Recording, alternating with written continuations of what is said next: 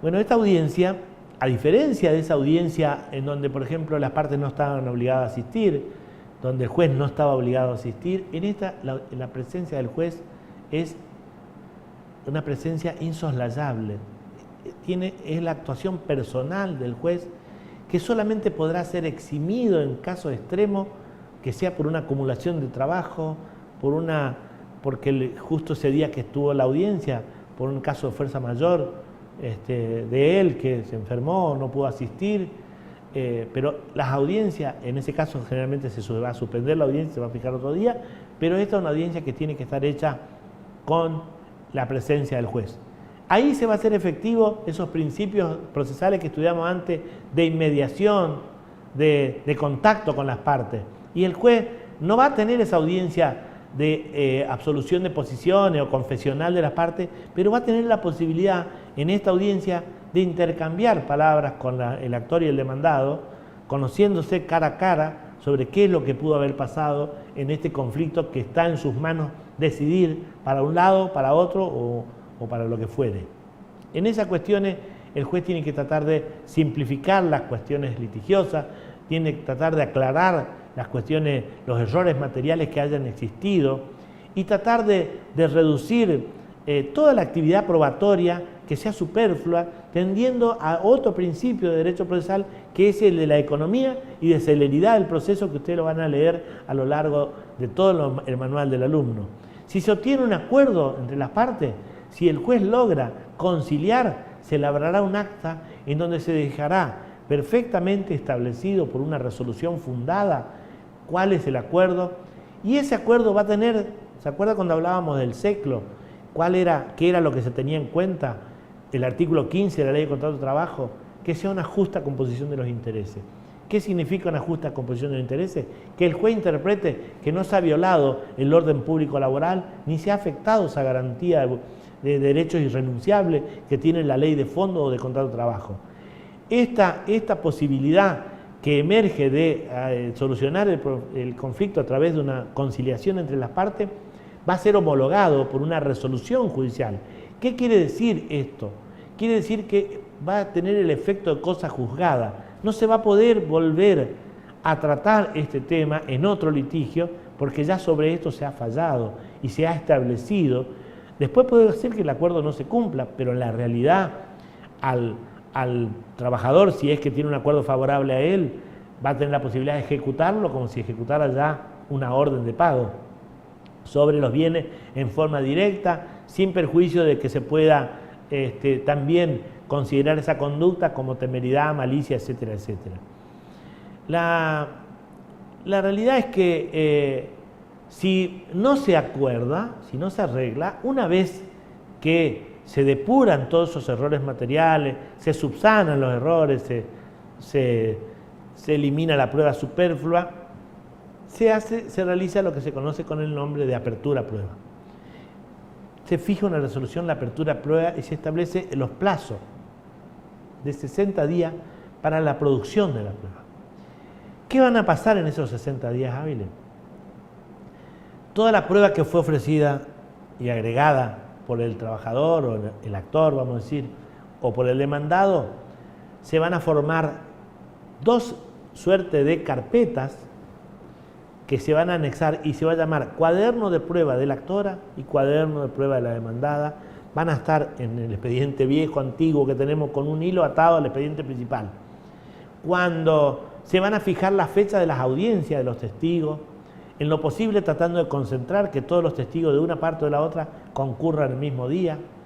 Se van a fijar la fecha en que se va a celebrar la audiencia para la designación de los peritos. Ustedes saben que los peritos no se los toma del aire, sino esos peritos están ofrecidos como tales en el Poder Judicial y conforman una lista de peritos en las distintas materias que se pueden peritar, empezando por informática, mecánicos, chapistas, peritos médicos, peritos psiquiatras. Esa lista de peritos obra en el juzgado y la audiencia que se hace convoca a los representantes de las partes para que en esa audiencia se desancicule, es decir, se saca un bolillero, porque esos peritos tienen un número, 1, 2, 3, de acuerdo a cómo están inscriptos, a ver ¿qué perito sale sorteado? Una vez que sale sorteado el perito, se sortea un perito principal y se sortea un perito suplente.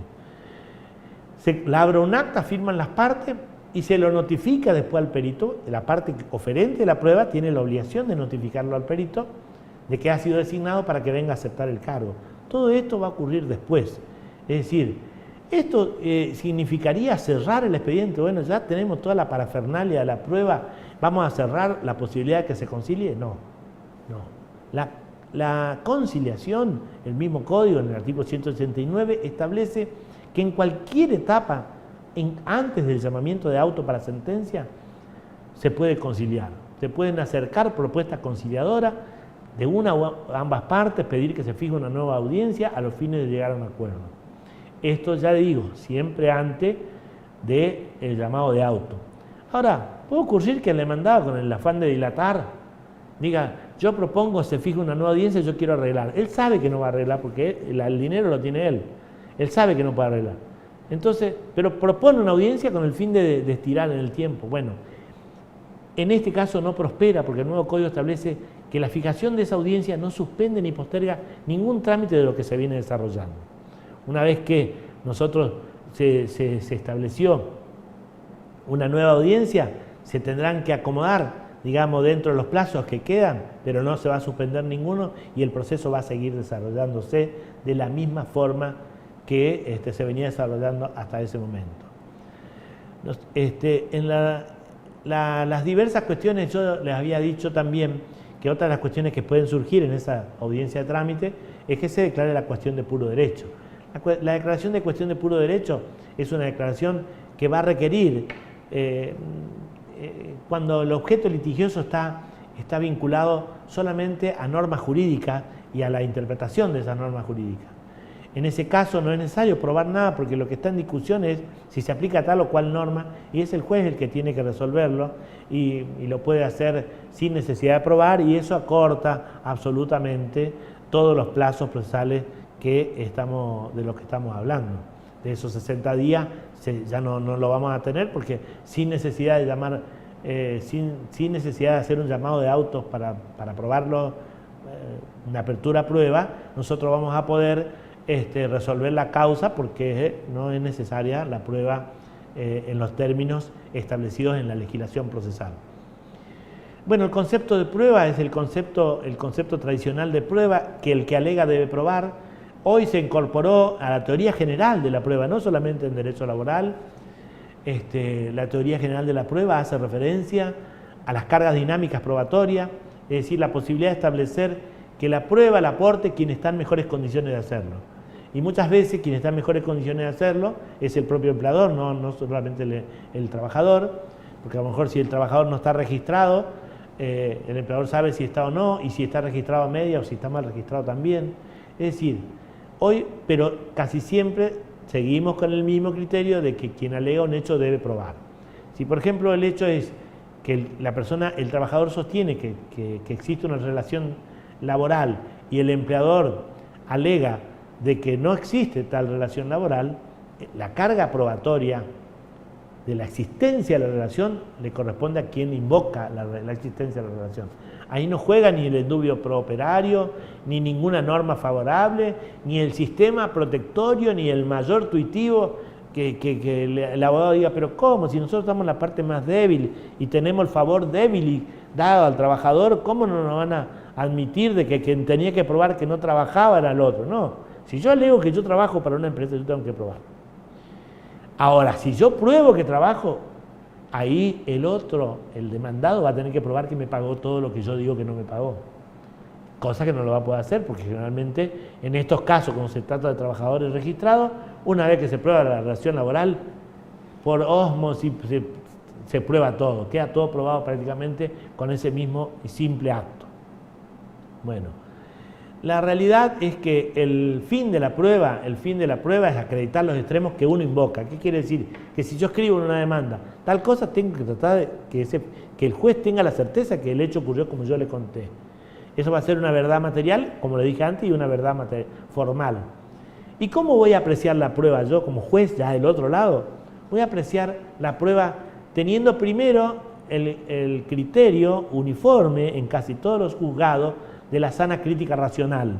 Y además voy a valorar la prueba no en forma individual, a ver qué dijo este testigo, a ver qué dijo, sino de manera compuesta, es decir, tomando como referencia todo el material probatorio colectado en la causa. Ahora, ¿puede el empleador enojarse porque él aportó una prueba que yo tomo después para que sea en contra de él? No, porque el material colectado en la causa, sea aportado por el trabajador o sea aportado por el empleador, una vez que está incorporado a la causa, pertenece a la causa. Y cuando pertenece a la causa, pertenece a la consideración del magistrado. La apreciación de la prueba en ese sentido es así. ¿Cuáles son los hechos que se prueban? Los hechos que están alegados, como dije, los hechos conducentes, los hechos... Pero a veces no es necesario probar, por ejemplo, los que están incorporados a nuestra cultura, los hechos notorios. No tenemos que probar que un 25 de mayo, que es un hecho notorio, porque es una fiesta principal, o un 9 de julio, era feriado. Porque era feriado, es así, ahora, antes y después. Un hecho notorio, ¿quién es el presidente? Le gusta a quien le guste, es un hecho también notorio.